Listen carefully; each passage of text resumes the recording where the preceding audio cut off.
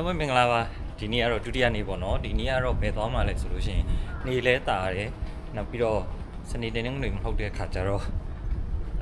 လူရှင်းအောင်လို့ကာမကူရာကိုသွားမှာပေါ့နော်လိုက်ခဲ့နော်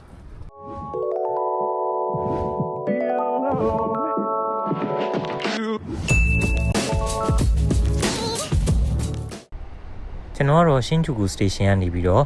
JS Sushi ဆိုတဲ့ line လေးကိုစီးလာပါတယ်အဲ့ဒီ line လေးကတော့တခါတည်းနဲ့ကာမကူရာကိုတန်းရောက်မှာဖြစ်ပါတယ်ဒီ JS Sushi line ကကြတော့အမြဲတမ်းလာတာမဟုတ်ဘူးတစ်စီးနဲ့တစ်စီးကိုတော်တော်လေးစောင့်ရတယ်ပေါ့နော်ဘယ်နှမိနစ်လဲတော့ကျွန်တော်လည်းမသိလာခဲ့ပါဘူးဒါပေမဲ့ကျွန်တော်စီးခံဒီအချိန်မှာအဲ့ဒီယထာကလာခံဒီဖြစ်တဲ့အတွက်ဒါကန်ကောင်းတယ်လို့ဆိုရမှာပေါ့နော်အဲဒါကြောင့် JS လေးကိုညောင်းပဲတက်စီးလာခဲ့တာပါအခုကတော့ကာမာကူရာ station ကိုရောက်ရှိလာပြီပဲဖြစ်ပါတယ်ကာမာကူရာ station ကနေပြီးတော့ဖျားကြီးကိုရောက်ဖို့ဆိုရင်တော့ကျွန်တော်တို့ကရွာပတ်ရထားလေးကိုစီးရမှာပါအဲ့ဒီရထားလေးရဲ့နာမည်က Inodan လို့ခေါ်ပါတယ်အစိမ်းရောင်ရထားလေးပါဒီမှာလဲတေချာညွှန်ကြပေးထားတာဆိုတော့တိတ်ရှာစရာတော့မလိုခဲ့ပါဘူးဒါကတော့ Inodan line ကိုစီးဖို့အတွက်နောက်ထပ်ကတ်လေးတစ်ခါထပ်ဖြတ်ရပါတယ်ဒီရထားလေးကတော့ကျွန်တော်ဒီနေ့ကာမာကူရာဘက်မှာသွားခြင်းတဲ့နေရာအားလုံးကိုသွားဖို့အတွက်ဆင်းလိုက်တက်လိုက်စီးရမယ်ရထားလေးပဲဖြစ်ပါတယ်လူတော်တော်များများကလည်းဒီရထားလေးကိုသာအသုံးပြုပြီးတော့သူတို့သွားခြင်းတဲ့နေရာလက်ပတ်ခြင်းတဲ့နေရာတွေကိုဒါလေးကိုပဲစီးကြတာဖြစ်ပါတယ်ခုဆိုရင်တော့ Hase Station ကိုရောက်လာပြီဖြစ်ပါတယ် Hase Station ကနေဖျားကြီးကိုရောက်ဖို့အတွက်ဆိုရင်တော့10မိနစ်လမ်းလျှောက်ရမှာဖြစ်ပါတယ်လူနေအောင်ဆိုပြီးတော့မနေ့6ခွဲတည်းကထွက်လာတာအခုမှရောက်တယ်လူကတော့ပြုံသွားပြီမတက်နိုင်တော့တထားဂိတ်တင်လဲနေတာ2နိုင်လောက်ဆိုတော့ဘလို့မှလုံးမရတော့အခုဒီဟာဆဲလာဟာစလာအဲ့ဒီ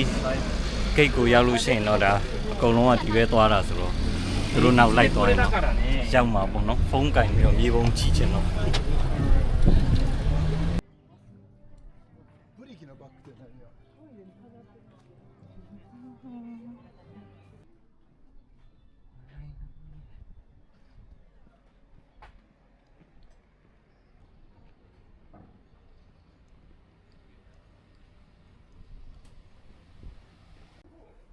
ကာမာကူရာဖျားရဲ့ဝင်ချင်းမှာတော့တရုတ်တွေကိုရီးယားတွေလိုပဲနတ်မင်းကြီးတွေရှိနေတာကိုတွေ့ရပါတယ်။ဝင်ခွင့်လက်မှတ်လေးကတော့ရန်300ပေးရပြီးတော့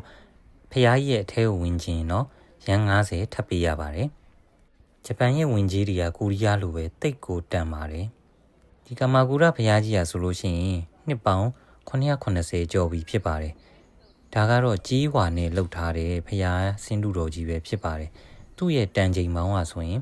120ကျော်4ချိန်ရှိပါတယ်။ညံတော်ကတော့44ပေခန့်မြင့်တယ်လို့ဆိုပါတယ်။အရင်တုန်းကတော့ကျောင်းဆောင်ထဲမှာရှိခဲ့ပေမဲ့ဆူနာမီမုန်တိုင်းကြီးကြောင့်ကျောင်းဆောင်ကြီးပျက်စီးသွားပြီးယခုဆိုရင်တော့လေယာပြင်ထဲမှာသာသတင်းသုံးနေတဲ့ထိုင်တော်မူဘုရားကြီးဖြစ်မြင်တွေ့ရတာဖြစ်ပါတယ်။ဘုရားကြီးရဲ့ကျောဘက်မှာတော့အထဲဝင်လေ့လာသူတွေအတွက်လေဝင်လေထွက်ရှိအောင်ပရင်းပေါက်2ခုဖောက်ထားတာတွေ့ရပါတယ်။ဘုရားကြီးတဲ့ဝင်လေ့လာခြင်းနဲ့ဆိုရင်တော့ဘုရားကြီးရဲ့ဘယ်ဘက်မှာဝင်ပေါက်ရှိပါတယ်။ရန်90ပေးရင်ဝင်လို့ရမှာဖြစ်ပါတယ်ကျွန်တော်နဲ့တူဖျားကြီးတဲ့ကိုသွားပြီးတော့ဝင်ကြည့်ကြရအောင်နော်ဖျားကြီးကိုဝင်တဲ့အခါမှာအရန်ကိုကျင်းမြောင်းတာဖြစ်လို့အထွက်နဲ့ဝင်တဲ့ကနည်းနည်းချမ်းဖြစ်ပါတယ်တရုတ်တွေမဟုတ်ရင်တော့ပြဿနာမရှိပေမဲ့တရုတ်တွေဝင်ပြီဆိုလို့ရှိရင်တော့အထွက်နဲ့အဝင်ကဘလို့မှစောင့်လို့မရပဲနဲ့အထွက်တွေရောအဝင်တွေရောအဲ့လိုရှုပ်ရှက်ခတ်ပြီးတော့တော်တော်လေးအဆင်မပြေဖြစ်ရပါတယ်ဖះကြီးထဲမှာတခုခုရှိလိမ့်မယ်ထင်တယ်အားလုံးကတော့ဝင်ကြည့်ခဲ့ကြတာပေါ့နော်ဒါပေမဲ့လည်းဖះကြီးရဲ့အထဲကပုံစံကိုပဲလေ့လာလို့ရတာဖြစ်ပြီးတော့ကျွန်တော်တို့နိုင်ငံလိုမျိုးဘာဒီရေးဆွဲထားတာဗုဒ္ဓဝင်တွေဘာညာခွေးကွာဘာမှမရှိပါဘူးဒီတိုင်းပဲဖះကြီးကိုဘလို့တွန်းလောင်းထားတယ်ဆိုတဲ့ပုံစံကိုပဲအထဲကနေဝင်ပြီးတော့လေ့လာရုံသာဖြစ်ပါတယ်ဖះကြီးကိုပူးမြင်ရတဲ့အခါနေရောင်ကြီးကြောက်လာတော့မသိပေမဲ့ညာဘက်ချမ်းကနေဖူးမြင်ရတာထက်ဘေးဘက်ချမ်းကနေအခုလိုမျိုးဖူးမြင်ရတာကပိုပြီးတော့တက်ပေတယ်လို့ထင်မိပါတယ်။ဖះကြီးရဲ့တစ်ဖက်တစ်ချက်ဇောင်းနှန်းလေးမှာဆိုရင်လေဗုဒ္ဓဝင်၊ကွန်ရင်ဝင်စာအုပ်တွေနဲ့ စဝေးနီးယားလေးတွေရောင်းနေတာဖြစ်ပါတယ်ဒီလိုမျိုးဖျားမုတ်တွေလည်းရောင်းပါတယ်အဲ့ဒါကြီးကိုဘယ်လိုလုပ်ကိုက်စားရမှာလဲနော်ဖျားကောင်းကြီးကိုအရင်ကိုက်စားရမှာလားဒူးကနေစားရမှာလားဘယ်လိုစားရမှာလဲတော်တော်တော့အဆင်မပြေလို့ဒီမုတ်ကိုတော့မဝယ်ခဲ့ပါဘူး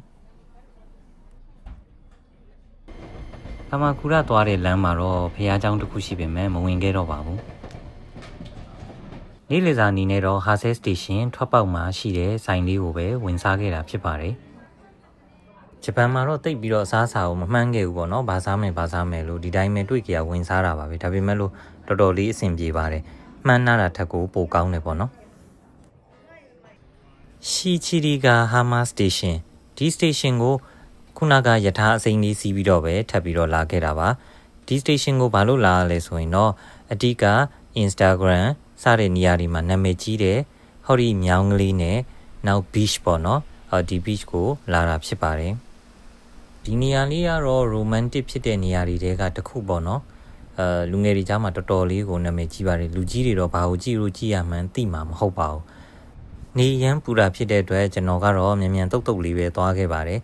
ကျွန်တော်အတွက်ကတော့ဒီနေရာတိတ်ပြီးတော့မထူးဆန်းဘူးပေါ့နော်ဘာဖြစ်လို့လဲဆိုတော့ထိုင်ဝမ်ရောဖိလစ်ပင်းရောရောက်ဖူးတဲ့ခါကျတော့ဒီလိုနေရာမျိုးတွေကအများကြီးကိုတွေ့ပူပါတယ်နောက်ပြီးကျွန်တော်ကဘူဆန်ကိုတစ်လကို3ခေါက်လောက်ရောက်တဲ့သူဖြစ်တဲ့အတွက်ဒီလိုနေရာလေးတွေကကျွန်တော်တော်သိပြီးဟင်းကနေဟာကနေအဲ့လိုမျိုးမပြန့်ကျင်လောက်အောင်ဆွဲဆောင်တာမျိုးမရှိဘူးပေါ့နော်နေကတော့တော်တော်ကိုပူတာပါတကယ်ဆိုရင်အခုလိုနေသားတဲ့အချိန်မျိုးမှာအဲ့ဒီဘက်မှာဖူဂျီတောင်ကြီးကအကြီးကြီးကိုရှိနေမှာဖြစ်ပါတယ်အခုတော့ဖူဂျီတောင်ကြီးကိုလုံးဝမမြင်ရပါဘူးဖူဂျီဘက်မှာတိမ်တော်ထူနေတဲ့ပုံပေါက်ပါတယ်ဂျပန်မှာဆိုလို့ရှိရင် beach ဆိုလို့ဒီ beach တစ်ခုပဲမြင်ခဲ့တာပေါ့နော်တခြားဘယ် beach မှာကျွန်တော်မရောက်ခဲ့ပါဘူး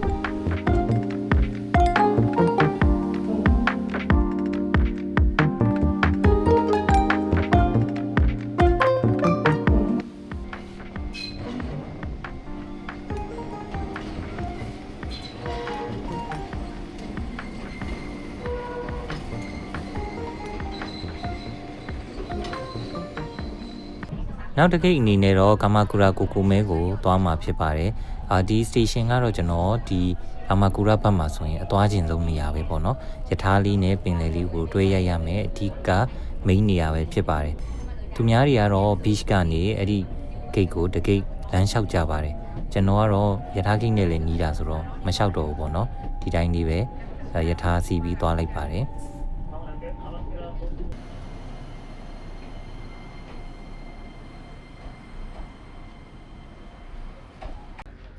ကာမာကူရာကိုကိုမဲ station ထွက်လိုက်တာနဲ့ပဲခုလိုမျိုးလူတွေအများကြီးတွေ့ရမှာပါ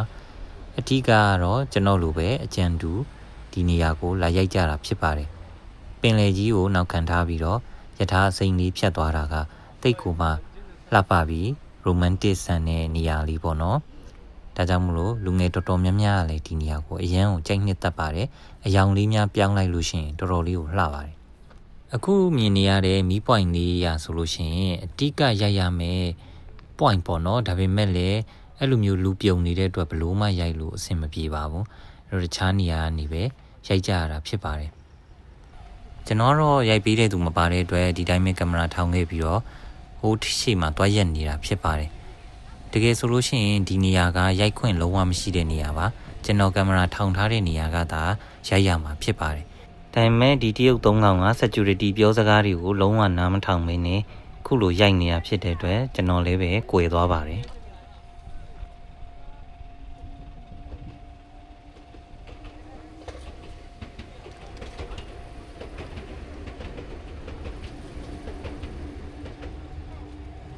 ဒီဘက်ချမ်းကိုလည်းရိုက်ချင်တာမို့လို့တိုင်မှာလည်းဖုန်းကိုကတ်ထားရပါတယ်ဓာတ်တိုင်မှာပေါ့နော်ပြုတ်ကြရင်တော့ကွဲပေါ့အဲ့တော့နောက်တစ်စီးလေးများအဆင်ပြေမလားဆိုပြီးထပ်ဆောင်ပါတယ်သူတို့ကလည်းထပ်ဆောင်နေပါတယ်တကယ်ကိုမှဘယ်ဘဝကဂျိုးစိုးတွေလည်းမသိပါဘူးကျွန်တော်ပြောတာကလူတိုင်းရိုက်ခွင့်ရှိတဲ့နေရာကိုရိုက်တယ်ဆိုရင်ကျွန်တော်အတွက်ကဘာမှပြောစရာမရှိပါဘူးဒါပေမဲ့ဒါကလုံးဝလူတွေရိုက်ခွင့်မရှိတဲ့နေရာပါအဲ့နေရာမှာလူရှိတာနဲ့ကို security ကလာမောင်းပါတယ်ဒါပေမဲ့သူတို့3ခေါင်ကိုလုံးဝမောင်းလို့မရပါဘူးအဲ့ဒီလိုမျိုးရှိနေတာပါဒါဒီနေရာသွားဖို့တဲ့လူတိုင်းသိပါတယ်ဒီနေရာမှာဘယ်သူမှရိုက်ခွင့်မရှိဘူးဆိုတာ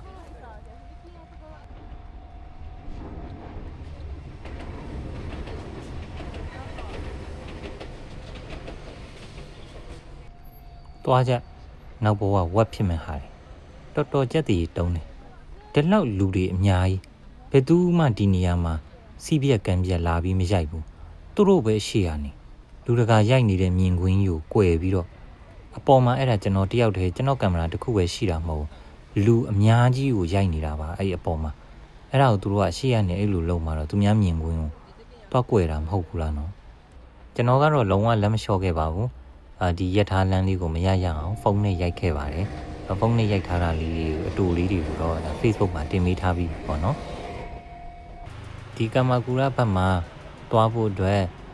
ပချိုင်လေးရဲ့ drama location တွေအများကြီး schedule ထဲမှာထည့်လာပြင်မဲ့လေမသွားတော့ပါဘူးအဓိကတော့ဒီနေရာလေးကိုတည်တည်ချာချာရိုက်လို့ရပြီးပြီဖြစ်တဲ့အတွက်ကျွန်တော်ကတော့ကမာကူရာကိုပြန်ဖို့ရထားဆောင်နေပါတယ်ကမာကူရာ station ကနေတဆင့်ရှင်ဂျူကူကိုပြန်มาဖြစ်ပါတယ်